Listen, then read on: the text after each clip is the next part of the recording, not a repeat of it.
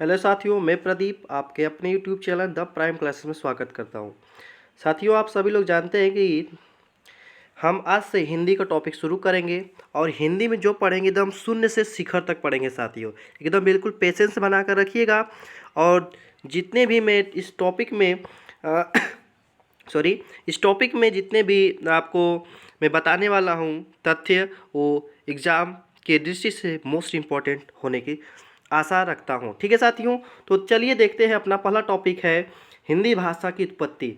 साथियों, हिंदी भाषा की उत्पत्ति कैसे हुई और किस प्रकार से हुई, ये हम जान लेते हैं और समझने का कोशिश करते हैं। ठीक है, देखिएगा।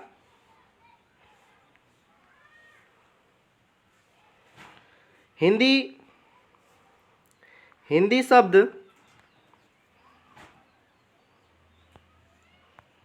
हिंदी शब्द संस्कृत भाषा के भाष्य धातु से बना है, जिसका अर्थ हो बोलना या कहना। भाषा वह माध्यम होता है जिसके द्वारा हम अपने भावों, विचारों और भावनाओं को व्यक्त करते हैं। साथियों, नेक्स्ट है शब्दों के सार्थक समूह या संकेत को भाषा कहते हैं।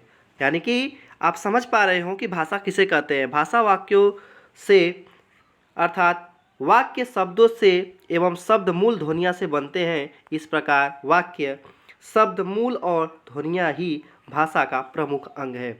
आपको इस परिभाषा से आपको क्वेश्चन नहीं पूछेगा, बट ये परिभाषा आपको आएगा तो आगामी भाषा संबंधित क्वेश्चन आप सॉल्व कर ले पाएंगे। ठीक है साथियों, तो देखिएगा,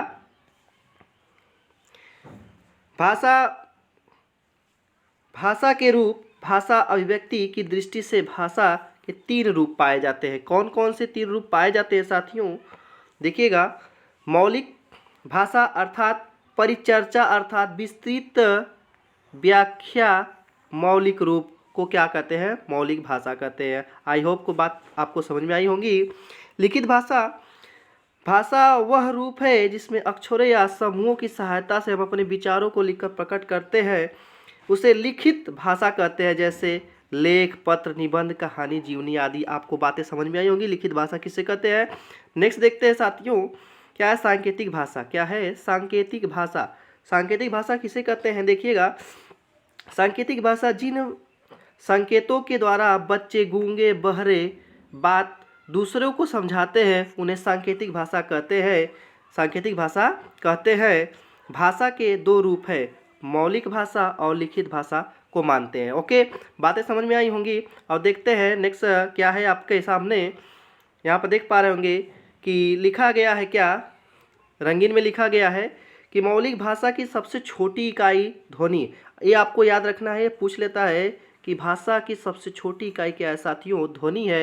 एवं लिखित भाषा की सबसे छोटी इकाई वर्ड है।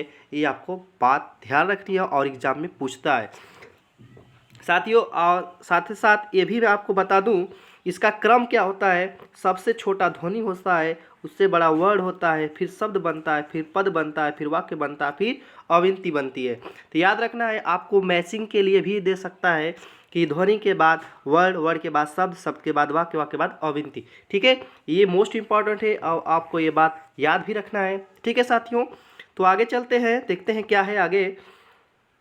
शब्द, आप बिल्कुल पेशेंस रखिएगा। मैं एक एक चीज़ डिफाइन करने का कोशिश कर रहा हूँ कि शब्द क्या है, पद क्या है, वाक्य क्या है। ठीक है, एक बार इस चीज़ को जान लेंगे ना, आपको हिंदी से जो क्वेश्चन आ रहे हैं, आजकल के एग्जाम में हिंदी से व्याकरण से क्वेश्चन बिल्कुल कम देखने को मिल रहे हैं, हिंदी से टेक्निकल क्वेश्चन आ रहे हैं। तो आपको छोटी छोटी बात याद रखनी है, छोटी छोटी ही बातें ही आपको एग्जाम में अच्छा नंबर दिलाएगा। ठीक है, देखिएगा, शब्द वर्डों का सार्थक क्रम जो निश्चित अर्थ दे उसे शब्द कहते हैं। जो निश्चित अर्थ दे उन्हें शब्द कहते हैं।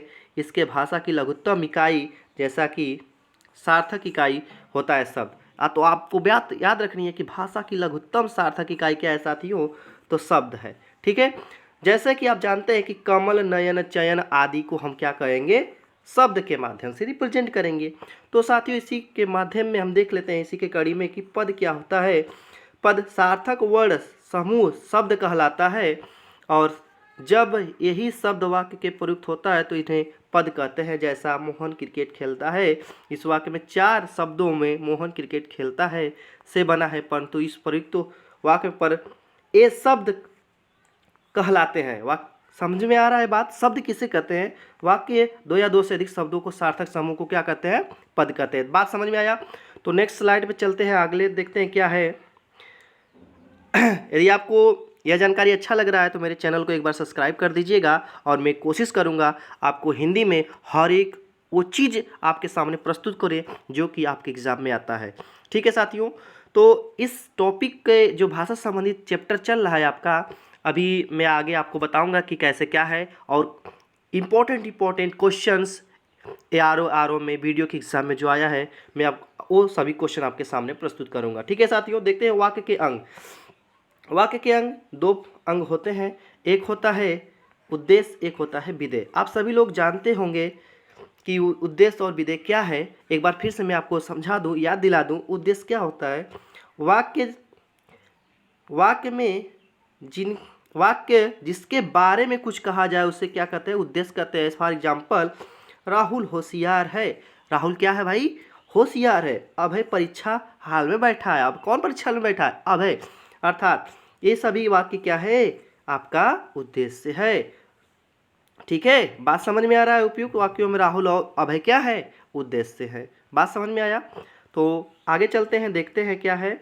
विधेय किसे कहते हैं? साथियों, विधेय किसे कहते हैं? विधेय किसे कहते हैं? तो विधेय उद्देश्य के बारे में जो कुछ कहा जाए उसे विधेय कहते हैं। चंडीगढ़ एक व्यवस्थित शहर है। राम ने रावण को मारा, तो जिसके बारे में बतलाया जाता है उपयुक्त वाक्यों में एक व्यवस्थित शहर है। कौन व्यवस्थित शहर है? चंडीगढ़ है। राम ने रावण को मारा, राम क्या हुआ? रावण को मारा, क्या हो जाएगा? विधेय हो जाएगा। क्या हो जाएगा? विधेय हो जाएगा। बातें समझ में आ रहा है? अविनती देख लेते हैं क्या है। अविनती एक बार देख लेते हैं क्या है साथियों। अविनती के अंतर्गत लिंग, वचन, पुरुष, काल के अनुसार शब्दों को परस्पर संबंध स्थापित किया जाता है। यह संबंधकर्ता के क्रिया, कर्म, क्रिया, संज्ञा और सर्वनाम तथा विशेषण और विशेष्य में होता है। बातें समझ में आई होगी। अवंती क्या होता है? अवंती का ज़्यादा अवंती क्वेश्चन नहीं पूछते, बस आपको याद रखना है अवंती क्या होता है, कहाँ प्रभाव इसका पड़ता है। हिंदी का क्रम, हिंदी के विकास का क्रम देख लेते हैं क्या है। हिंदी के विकास के क्रम है इस प्रकार। सबसे पहले संस्कृत भाषा आती है, यानी कि संस्कृत, इसके बाद पाली, इसके बाद प्रकृति, इसके बाद अपभ्रंश, इसके बाद हिंदी का निर्माण होता है। ये भी आपको याद रखना है। यह है आपका हिंदी का विकास क्रम। सबसे पहले संस्कृत, पाली, प्रकृति, अपभ्रंश और हिंदी भाषा। तो नोट भी देख लेते हैं क्या है नोट में। नोट में है अपभ्रंश और हिंदी के बीच की कड़ी के रूप में भाषा और रूप प्राप्त होता है, जिसे कुछ विद्वान अवहट के नाम से भी जानते हैं। अवहट का नाम भी देते हैं, भी याद रखिएगा। अपभ्रंश और हिंदी के बीच का जो कड़ी होता है उसे अवहट के नाम से भी हम जानते हैं। ये बात याद रखिएगा साथियों। ठीक है, तो नेक्स्ट चलते हैं क्या है। वही जो आपको मैं बताया उसके बारे में है। संस्कृत जो है, संस्कृत को हम देववाणी के नाम से भी हम जानते हैं। किससे जानते हैं? देववाणी के नाम से भी जानते हैं संस्कृत को। याद रखिएगा, संस्कृत को देववाणी के नाम से जानते हैं। पाली मोस्ट इम्पोर्टेंट भाषा है। अपभ्रंश है क्या है? बौद्ध धर्म की भाषा भगवान बुद्ध की ने पाली भाषा में उपदेश दिया। तो आपसे क्वेश्चन पूछ लेता है हिस्ट्री में कि भगवान बुद्ध ने अपना उपदेश किस भाषा में अपभ्रंश, तो पाली में दिया। ठीक है। प्राकृतिक क्या है? जैन धर्म की भाषा महावीर स्वामी की प्राकृतिक भाषा में उपदेश दिया जाता है। क्या दिया जाता है? उपदेश दिया था। ठीक है, तो जैन धर्म ने, महावीर स्वामी ने अपना प्राकृतिक भाषा में क्या दिया था? उपदेश दिया था। ये भी याद रखना है। बौद्ध धर्म पाली भाषा संबंधित है, जैन धर्म प्राकृतिक भाषा संबंधित है। और एक इम्पोर्टेंट मैं बता दूं, अपभ्रंश को बिगड़ा हुआ रूप भी कहते हैं। क्या कहते हैं? बिगड़ा हुआ रूप भी कहते हैं। इसके बाद हिंदी आधुनिक हिंदी के नाम से भी जानते हैं। ठीक है, तो आप आगे चलते हैं। राजभाषा के रूप में हिंदी, राजभाषा के रूप में हिंदी। थोड़ा सा ये हिस्ट्री से संबंधित क्वेश्चन है, तो देख लेते हैं क्या है इसमें। राजभाषा का सामान्य अर्थ होता है राज की भाषा, अर्थात राज्य या प्रशासन की भाषा को राजभाषा कहा जाता है। राजभाषा के माध्यम से ही समस्त प्रशासनिक कार्य स्थापित होते हैं। राजभाषा जनता एवं सरकार के माध्यम हेतु यहाँ रहेगा मिस्टेक, का कार्य करती है। तो ये आपको हो गया राजभाषा किसे कहते हैं। बट राजभाषा संबंधित क्वेश्चन कैसे एग्जाम में आते हैं मोस्ट इंपॉर्टेंट में, वो मैं आपको बता दूं। देखिएगा 14 सितंबर क्या है, 14 सितंबर 1949 को हिंदी को संविधान सभा द्वारा भारत की राजभाषा घोषित किया गया था। घोषित किया गया था 14 सितंबर 1949 को, इसलिए 14 सितंबर को प्रत्येक वर्ष हम हिंदी दिवस के रूप में मनाते हैं। जबकि 26 जनवरी 1950 को हिंदी को भारत की राजभाषा के रूप में संवैधानिक मान्यता प्रदान किया गया था। तो ये बात याद रखिएगा कि कब राजभाषा घोषित किया गया था, कब संवैधानिक दर्जा प्राप्त किया गया था। ये दोनों डेट आपके लिए मोस्ट इम्पोर्टेंट है। चलते हैं अगले पॉइंट की तरफ। हिंदी भाषा को देवनागरी लिपि में लिखा जाता है। देवनागरी लिपि को नागरी लिपि भी कहा जाता है। देवनागरी लिपि ब्राह्मी लिपि का ही एक प्रकृष्ट रूप है। जिससे प्रकार ब्राह्मी लिपि बाएं से दाएं लिखी जाती है, उसी प्रकार देवनागरी लिपि भी बाएं से दाएं लिखी जाती है। तो नेक्स्ट पॉइंट है अपना अनुसूचित 8 भाषा संबंधित है, जिसमें 22 भाषाओं का उल्लेख है। तो याद रखिएगा अनुसूची 8 किससे संबंधित है, क्वेश्चन पूछेगा तो भाषा संबंधित है। कितनी भाषा संबंधित है, 22 भाषा से संबंधित है। ठीक है, अगले पॉइंट की तरफ बढ़ते हैं, देखते हैं अगला पॉइंट क्या है। अगला पॉइंट है भाग 5 के अनुच्छेद 120 में संसद में प्रयुक्त होने वाली भाषा का उल्लेख किया गया था। आपसे क्वेश्चन पूछेगा भाग 5 में संसद में प्रयुक्त होने वाली भाषा का उल्लेख किस अनुच्छेद में है, तो 120 में है। भाग 6 में अनुच्छेद 210 में विधानमंडल में प्रयुक्त होने वाली भाषा का उल्लेख है, यानी कि विधानमंडल में कैसी भाषा होनी चाहिए वह भाग 6 210 के अनुच्छेद में उल्लिखित है। संविधान के अनुच्छेद 344 के तहत राष्ट्रपति ने 7 जून 1955 को बीजी खेर की अध्यक्षता में प्रथम राजभाषा आयोग का गठन किया गया था। मोस्ट इंपॉर्टेंट क्वेश्चन आपसे पूछता है कि राजभाषा आयोग का गठन कब किया गया था, तो 1955, यानी कि पूरा डेट 7 जून 1955 किसकी अध्यक्षता में, बीजी खेर की अध्यक्षता में किया गया था। तो बातें समझ में आई होंगी आपको। चलते देख लेते हैं आप अपभ्रंश और आधुनिक भाषाएं क्या है। सौरसेनी अपभ्रंश पश्चिमी हिंदी और राजस्थानी हिंदी, गुजराती और पहाड़ी हिंदी से संबंधित है। मगधी कहाँ से संबंधित है, तो बिहारी, बंगला, उड़िया और असमिया संबंधित है। अर्धमगधी पूर्वी हिंदी संबंधित है। ब्राह्मण सिंधी संबंधित है। महाराष्ट्री मराठी संबंधित है। और पैसाची लहदा पंजाबी से संबंधित है। बात याद रखिएगा। आगे चलते हैं, क्या है याद रखिएगा, ये भी ध्यान दें, डॉक्टर भोला तिवारी लहदा एवं पंजाबी भाषा की उत्पत्ति क्रमशः केवट एवं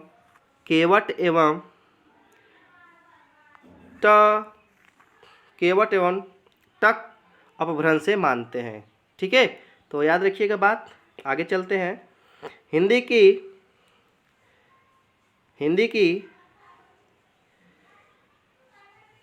हिंदी विश्व हिंदी सम्मेलन कब और कहाँ, ठीक है, कब और कहाँ।